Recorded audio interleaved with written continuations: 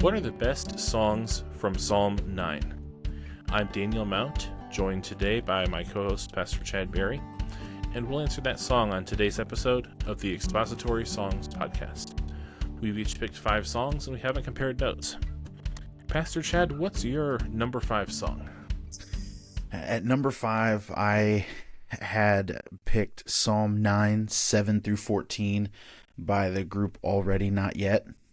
The tune, I had to listen to it closely a few times. The tune is actually Immortal, Invisible, God Only Wise, but more ballad-like. It's much more melodic and meditative. The main reason why I put this in at number 5, I wanted it on the top 5, partially biased because I'm trying to lead our church in the direction of beginning to adapt to singing psalms, and this would be a wonderful setting to sing within our context. Everybody at our church knows Immortal, Invisible, God Only Wise. The slower melody might take a minute for people to get used to, but they would certainly pick up on it quick. It's very pretty. I was really shocked at how beautiful that melody is, reworked the way that they did it. I shouldn't say it that way. They didn't really rework the melody. They just reworked the tempo and kind of the rhythm a little bit. But really, really well done. And the only reason why I put it at 5 and not higher up on the list is because it only covers a small portion of the psalm. And there are good songs that cover the whole entire psalm. Yes. So that song is actually on my top 5 as well. That's my number 4.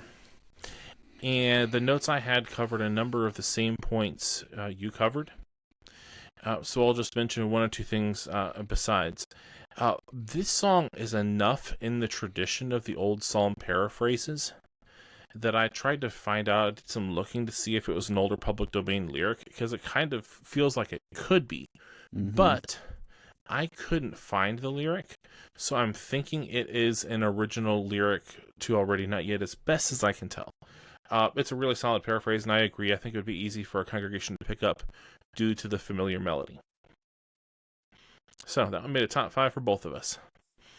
At my number 5, I have O Lord Most High, Psalm 9, by Nathan Clark George. It doesn't cover every theme of the psalm, but it's really thoughtful in picking several themes and verses that flow together and make sense together in the flow of thought we'd expect from a modern-day 4-verse hymn.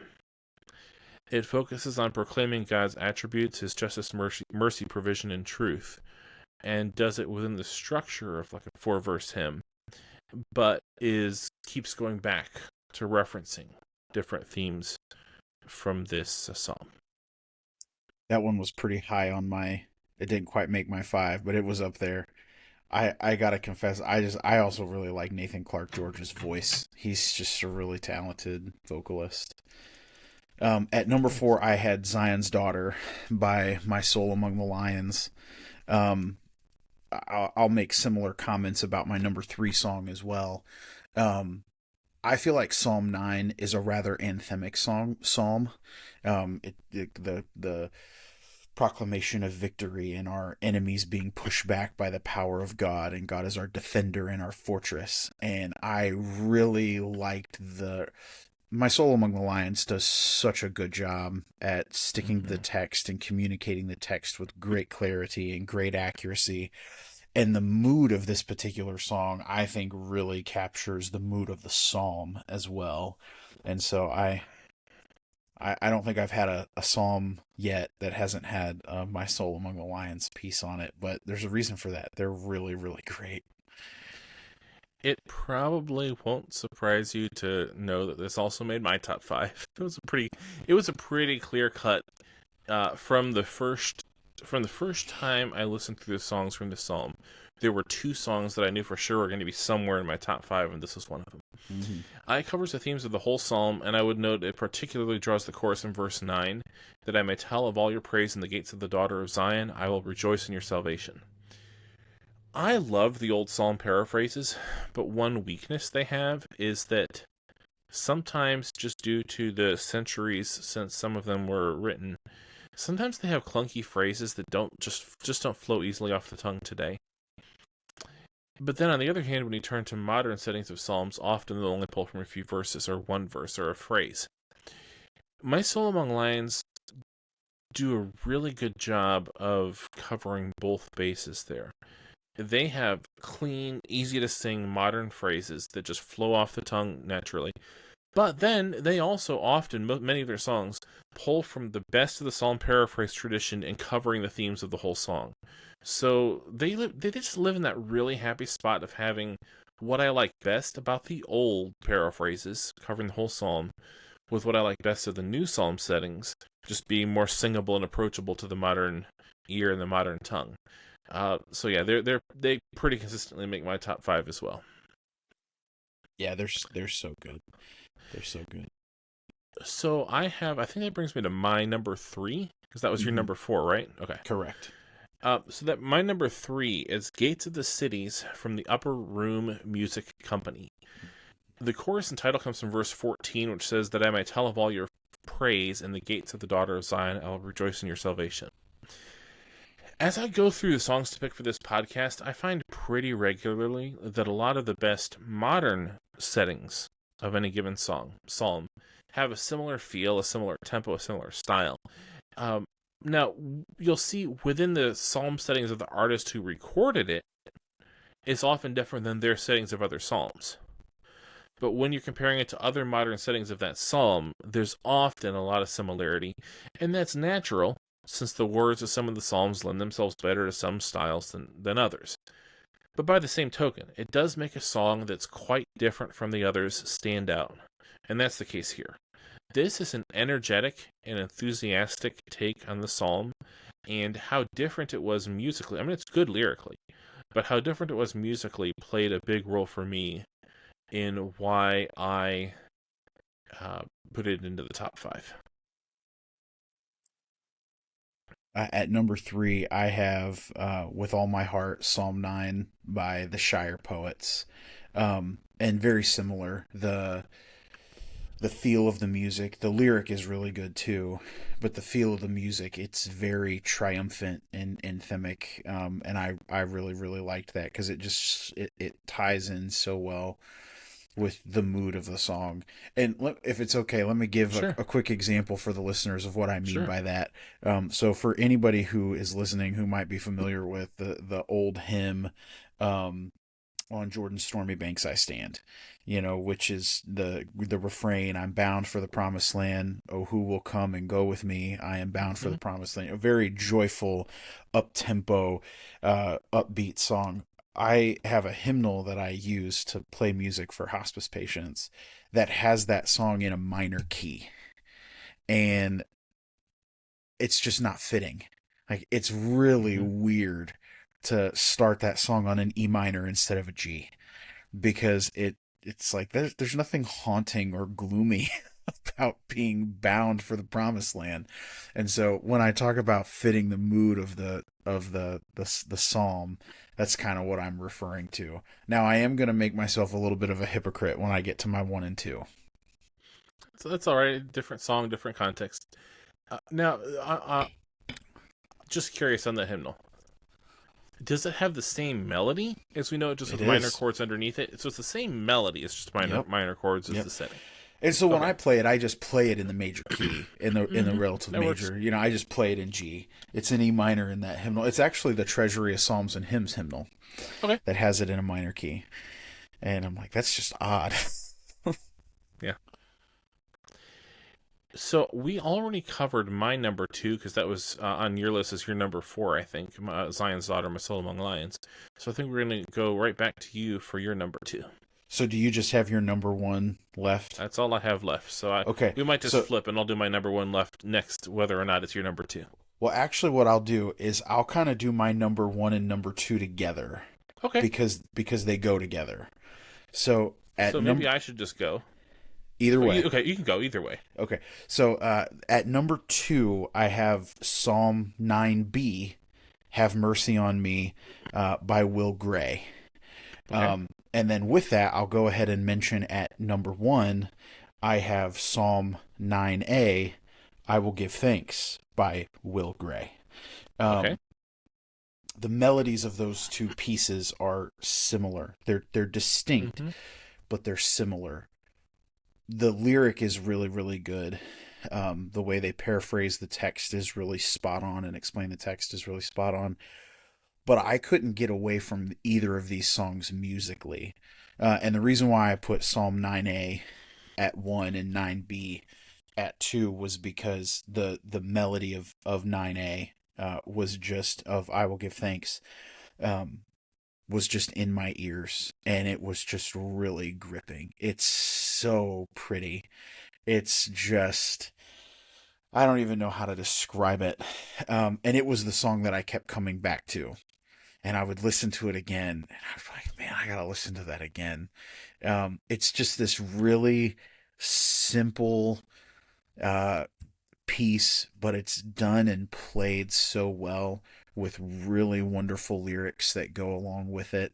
And I think that those two pieces, I don't have a good enough ear to tell if they're in the same key.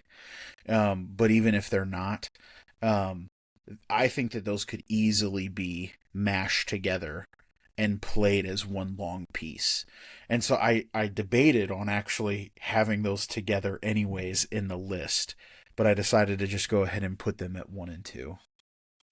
Also, I had never heard of Will Gray until prepping for this episode. Big fan. That was one I considered. I definitely considered those. And I neglected to mention, with all my SHIYR poets, was one I did write down as a runner-up as well. That was one that nearly made my cut. So definitely there's a lot of overlap on our lists. But a little surprisingly, given we both like him, one song that is not an overlap. I was not expecting to make it to my number one without this having gotten a shout-out. But it's perfectly cool. Cool to bring different perspectives. My number one is The Hope of the Poor, Psalm 9 by Wendell Kimbrough. Mm-hmm. I have him on my list as a runner-up. Okay, I figured it'd probably at least be a runner-up. Yeah. It draws primarily from verses 9 and 10 of the Psalm, which is the Lord will also will be a refuge for the oppressed, a refuge in times of trouble. And those who know your name will put their trust in you, for you, Lord, have not forsaken those who seek you.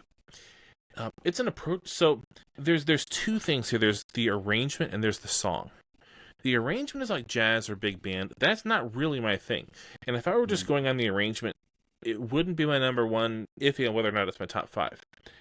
But I just imagined the song without the horn section. Mm-hmm. And just the song by itself is an approachable congregational song. It's easy to sing. It's like not a challenging melody, but there's like these cool chord progressions underneath the melody that are enough to add some musical interest. And I could envision this song working really well in a single instrument context, whether it's guitar or piano. And it's almost like I put the song at number 1. And in my mind, I'm imagining and playing in my head a version of that song that's like piano led and a congregation singing it. And that's the version of the song I have at number 1, if that makes any sense. And actually, so two thoughts. One follow-up thought that I forgot to mention about my number 1, and then a thought about Kimbrough's song. I actually found a video on YouTube where he does it like Jamie Soul's style, where it looks like it's just in his music room at his house and just Wendell him on a Kimbrough? guitar. Yeah. He did a series of that like during COVID, I think. Yep. And so he's playing The Hope of the Poor, just him on a guitar and singing, and then he does like a little guitar tutorial at the end of the video. And so, I mean, for anybody out there who might want to add that into their list, you can get a tutorial from Wendell himself. Yeah, I really love his music. The other thought that I was going to mention about I Will Give Thanks by Will Gray is one of the other reasons why I liked that song so well was because it kind of has the call and answer portion of the song, so not unsimilar, to if anybody who is familiar with I'm blanking on the title, the popular Andrew Peterson song, Is He Worthy? It would, because of the call and answer, it would be very easy for a congregation to learn. Neat. So I think that brings us to our runners-up. And I know we've already both come across several of ours, but are there any runners-up that you haven't mentioned yet? Yeah, so there are 4 that I'll mention. I'll just mention them quick. Psalm 9 by Jamie Souls, really solid arrangement. I have to throw in, that's also one of my runners-up. Yep. Psalm 9 by the Psalms Sung. And I threw Mm-hmm. this one in as a runner up because it's to the tune of Amazing Grace. Mm-hmm. And so, again, if somebody wanted to. Now, I know there's going to be some purists out there who are going to be like, you can't sing any other lyrics except Newton's lyrics to Amazing Grace. Um, but really easy way to learn a psalm in a context trying to sing psalms. And then the other two, I put them as runners up because the it's more of a passing reference, but I kind of just wanted to give them a shout out. And these are just two really good songs: "Lord Have Mercy" by Rachel Wilhelm, Mm-hmm. and the same title, "Lord Have Mercy" by Matt Papa and Matt Boswell. I considered both of them. I ended up going with my runners up are mostly songs that covered more of the psalm, but I Mm-hmm. definitely consider both of those in part because the wording there is reflected in like a dozen other passages. It's not specific to this psalm, but Yeah. because if a church sings either one, and you're going through this psalm, that's definitely a song you want to throw in. And if they were Yeah, just songs, like if we were just evaluating songs in general, like they probably would have, especially Wilhelm and yeah, Papa and Boswell would have made the list. But that was the reason why I couldn't bring myself to actually put them on the top five. Is like the reference is just mm-hmm. a little too a loose. little loose. Yeah, I had three more. I don't think we've shouted out yet. A Lord of Life, Psalm 9 by a Common Salter, Psalm 9 by Joel Buckner, and Psalm 9 by Poor Bishop Hooper. Were three more that I thought deserved a shout out. Before we get into our retuning challenge, you mentioned an interesting point that I wanted to follow up on for just a moment, and that was the resetting of Amazing Grace. Mm-hmm. I think that because we have two that we talked about in the last few minutes, the other one that made both of our top fives was a resetting of Immortal Invisible. There's a core 20 hymns that are the number one favorites for a lot of people. And Amazing Grace is on that list. And it is well with my soul, blessed assurance, how great thou art. It's not too hard. We can go through pretty quickly and figure out, the top 20, like, that a good chunk of Christians who have a favorite hymn name one of those 20 as their favorite hymn. And then there's maybe another core 100 that are really, really well known and established, and every Christian who's been in church, almost any church, knows. And then there's like a broader 500 that are in wide usage that a lot of Christians know, and then 1,000 or 2,000 that have some familiarity in some denominations. I think if somebody's going to set a psalm to a new melody, it might be most helpful if they pull from like 101 to 500 on the list. Maybe even 50 to 500. I think when somebody was setting it to Amazing Grace, when somebody's pulling from an unquestioned all-time top 10, that's going to be a little harder. Like, people are going to be thinking about Amazing Grace when they sing it. More so than, they'll think about Immortal Invisible, but it's not the same because a lot of people like Immortal Invisible. I actually know one person, I think it was his favorite hymn. But you have to look long and hard to find somebody for whom that's their number one favorite. There's a guy at our church that's his favorite hymn. Oh, really? Cool. So there's two. Yeah. Yep. That's cool. So there are a few, but I think it's probably easiest for a congregation to adapt to a new lyric when it's like the melody of number 50 through number 500, more so than a top 50.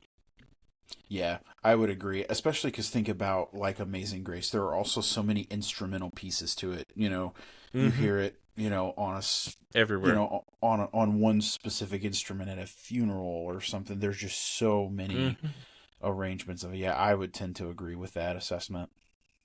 Okay, cool. So we have our next segment of the podcast is our retuning challenge, which are lyrics we really liked that could use a retuning or a new melody. What songs do you have there for us today? So I landed on one. Okay. And it's "The Lord Forever Sits as King." And the lyrics are: "The Lord forever sits as King, for judgment sets his throne, and righteousness to judge the world, and justice give each one. So shall the Lord a refuge be for those that are oppressed. A refuge will he be for them what time they are distressed. And they that know thy name in thee their confidence will place. For thou hast not forsaken them, that truly seek thy face. O sing ye praises to the Lord that dwells in Zion hill. Among the peoples everywhere, his deeds declare ye still. And it was primarily verse 3 that drew me in on that one, which is the line where it says, "And they that know thy name in thee their confidence will place, for thou hast not forsaken them that truly seek thy face." That's really good. That picture is just really beautiful, and I think Psalm 9 really captures that, with our enemies being pushed back in response to God's power. So there was also, I didn't come across it until I had actually finished my going through my list. There was a Crosby piece that I didn't get a chance to really look over well, but on a quick glance of the lyrics before we started, and I can't even remember the title of it off the top of my head. You might remember the title of it. There's a Crosby piece on Psalm 9 that I think might fit in the retuning challenge as well. Cool. No, off the top of my head, I don't remember the Fanny Crosby one. One thing that you didn't mention, I think, unless I just missed it, was, did you have an author on that one, or was it one of the ones that's maybe listed without a credited author? It was listed without a credited author, and okay. I didn't see an author credited on Hymnary either. So there are some that are just released anonymously. Mm-hmm. And I think it was only published in 1 or 2 hymnals. Okay, the only hit I'm getting on the expository songs site for Psalm 9 for Fanny Crosby is "The Lord is our refuge." I think that's the one it was. I'm pulling that up on Hymnary, which is taking a moment to load. Still loading. We're going to have to come back to that one. Hymnary's going slow today. So I'll give my top pick. And, I will have to say, I like this song, but there wasn't any one song that for me was like, this is definitely the song, like, I've got to write a melody to this one myself. Like, this is a good song, and this one would work if you're really looking for a good melody, especially the ending, and that would be Isaac Watts' setting, when the great judge, supreme and just. Mm-hmm. And I especially like the last 2 verses, which also reflect the last 2 verses of the psalm, where he says, "Rise, great Redeemer, from thy seat to judge and save the poor. Let nations tremble at thy feet, and man prevail no more. Thy thunder shall affright the proud, and put their hearts to pain. Make them confess that thou art God, and they but feeble men." I like that. So I did pull up the Fanny Crosby, and it's referring to Psalm 9:9, which speaks of God being our refuge in times of trouble. And I can just maybe read the first verse here. "The Lord is our refuge, ye nations of earth, his wonderful goodness proclaim. Exalt and adore him with gladness and mirth. Sing praise to his excellent name." That's a good one. That's it. Yeah. Yeah, that's very good. Well, I think as we wrap up, maybe you can give your most recent book a shout out. Yeah, sure. Ecclesiastes, An Answer Key to Life's Big Questions, available on Amazon. The easiest way to find it is to just search my name. And to any listener to the Expository Songs podcast, if you want a copy, don't go buy it. Just send Daniel an email or respond however you can, and I will send you a copy for free. Thank you so much for that kind offer and for taking the time to do this. It's my pleasure. Thank you. And listener, if you enjoyed this episode, please share it with a friend and subscribe to catch future episodes. You can also find past episodes and the free 74,000 entry Expository Songs searchable database at expositorysongs.com. Thank you for listening.